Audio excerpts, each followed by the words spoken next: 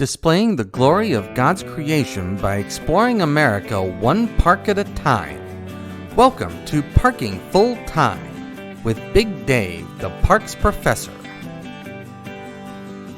First hole.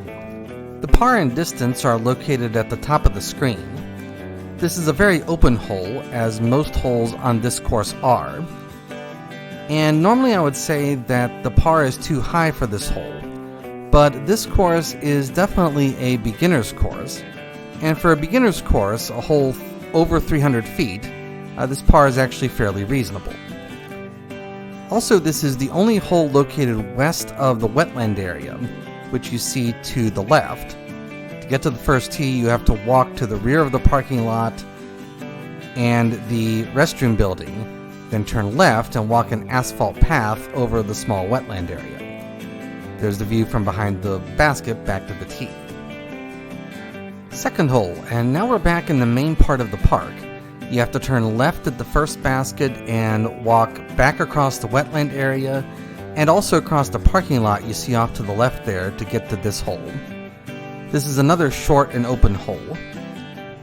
There is a set of shuffleboard courts back behind the basket here that separates this basket and the third tee.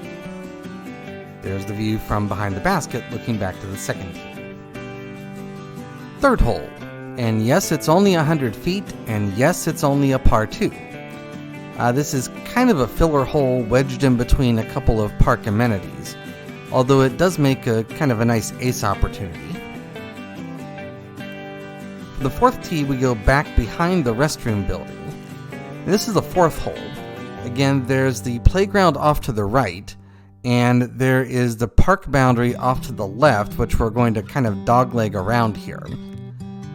I do want to welcome you back to Parking Full Time. I am Big Dave, the park's professor, and we are at School Street Park. We are in Agawam, Massachusetts, which is a suburb of Springfield, Massachusetts. And so we're in western Massachusetts. For the most part, this course is fairly flat. This is the only slightly uphill hole. And the next hole, which is hole number 5, is the only slightly downhill hole. Hole number 5 has the biggest tree on this property right here. This stands right between the tee and the basket. When I played here, I chose to go to the right and use a right-to-left disc flight to get around this tree.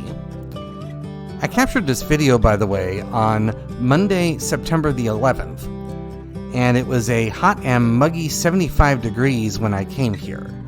The next two holes play along a property boundary on the left, which leads to private property over to the left of that. That boundary is a little too close for comfort.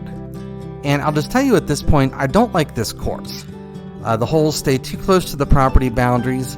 There are too many other park amenities like playgrounds and soccer fields and walking trails and parking lots too close to the line of play.